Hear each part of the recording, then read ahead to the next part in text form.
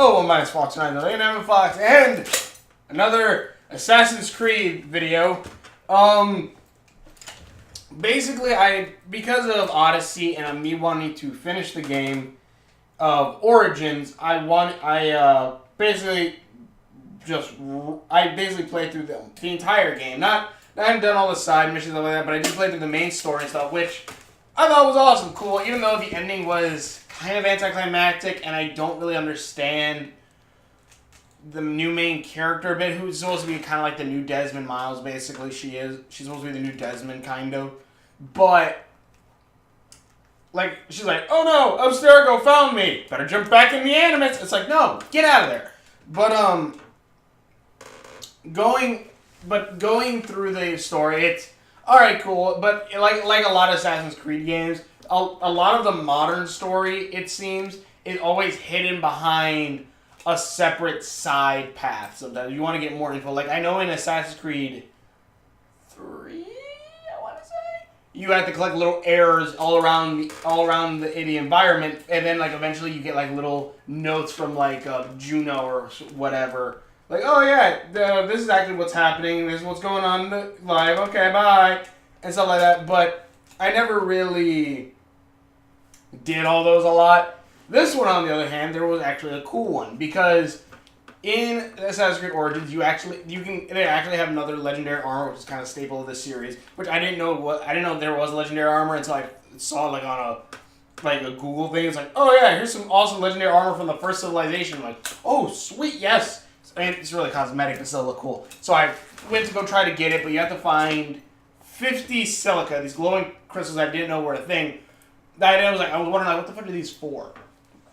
But basically, you have to go to different temples to find the silica, and going to these different temples, you find a lot of first civilization tech, like tombs and stuff like that. Well, going through all of that, finding all the tech, and like going through there, you find little messages which you have to activate, and they slowly start talking about about how time is a language, and how you can manipulate time, and how this is all an illusion. I'm like, all right. That's cool. Are you telling me we're going to time travel or something? Or like that, I was thinking like, I don't think they're actually going to do time travel, right? And stuff like that. And I'm like, I doubt they're going to do time travel, or if they do, like, I don't know. But as I kept playing, and then when you finally get to the end where they do straight up say, oh yes, you can time travel. Not that you can time travel. That's actually not what they said. They said that the Animus allows you to manipulate time, or basically allows you to change the events of the past. Which, a couple things. One, cool, and two, I want to know how exactly that's the case. Are you rewriting a simulation? Is it actually that all this is all happening inside a computer, and you are actually going back in time to the original simulation and changing the events of that, so that's changed the entire outcome altogether? I don't know. But going back to that bit, they said that you will be able to go back in time and change events. And one, I was thinking like, okay, I guess, okay, that's kind of cool. And then I really started thinking like, oh, wait a minute. Aren't they introducing multiple choices in Assassin's Creed Odyssey now? And that's what kind of hit me. Assassin's Creed Odyssey, the reason why you are able to make multiple different choices, such as different dialogue choices, I saw a little bit of that, different dialogue choices, able to even pick different characters between Cassandra, I believe, and Alexius, I believe. Between those different characters, and all this stuff is because you are rewriting history. Or at least you are rewriting the history of this. You are basically manipulating time. In Assassin's Creed Odyssey, you will basically be able to manipulate time. So that probably doesn't mean that there are going to be multiple endings. And maybe even like you able to probably change the current world, which would be kind of a cool thing.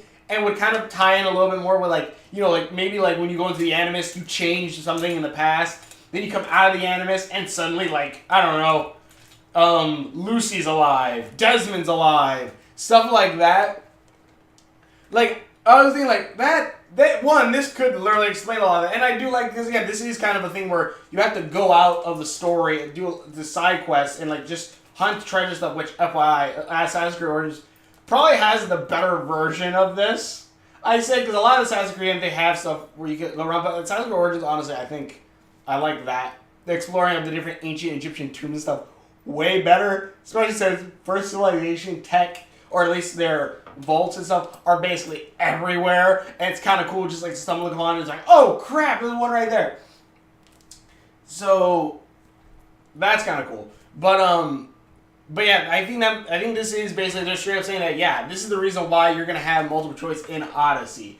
You are going to actually be able to pick your character because it actually depends, because whatever the story begins with, it's whoever you pick. You actually will be able to change time, basically, as well as what happens in the Assassin's Creed universe. So, if anything, Odyssey might be what they'll use to kind of quote-unquote reboot the series if they need to or want to. Because I don't even know how many games they have so far. Because there's Assassin's Creed 1, 2, Brotherhood, Revelations, 3, 4... and then after 4 is Unity, and then after Unity, and Syndicate, and then there is Unity, Syndicate, no, Rogue I meant, then Syndicate, which, yeah, Syndicate, and then it's Origins, and then it is Odyssey now, so 11 games. So if they want to reboot the series, they can.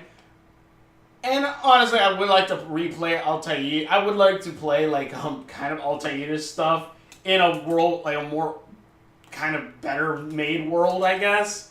I don't know. And less stuff, but less repetitiveness on some things. But yeah, like this could open up a lot of cool things, and I want to know what that's gonna happen next. Like, are the Templars gonna try to like erase the assassins from history? Are we going to go back in time to try to kill? Is the reason why we're in Odyssey? We're going through this to find the origin of the Templars, so we then can kill the forerunner of the Templars and basically end all of this. Will this allow us to then, at some point, because apparently people are saying like we're going more further back in time to then go to the first civilization. Does that then mean that we are actually going to go all the way back to the first civilization time at some point? Maybe we'll have like kind of similar points where it was like what do you call it? What is it? In Assassin's Creed Unity, when you went through rifts and you went to like World War I or II and stuff like that, are we gonna kind of have that? But we go to the first civilization and see like that smooth like black technology and all that stuff, like all that cool stuff, glowing technology stuff. Are we gonna go that far back and see that stuff? I would like to, but yeah, I honestly, after finishing Origins, even then I had the season pass, but I never actually did the stuff, so I'm gonna go ahead and do that now. But I want to see what's gonna happen. I want to see what's gonna happen in Odyssey, because again, this one explains why there's multiple choice in Odyssey, because we are going to with time, or at least history. And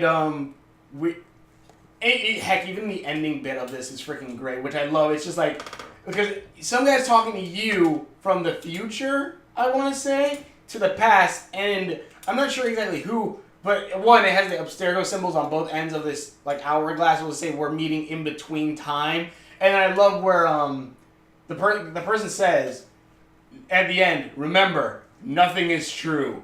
Everything is permitted. Basically saying, yeah, you can screw with time.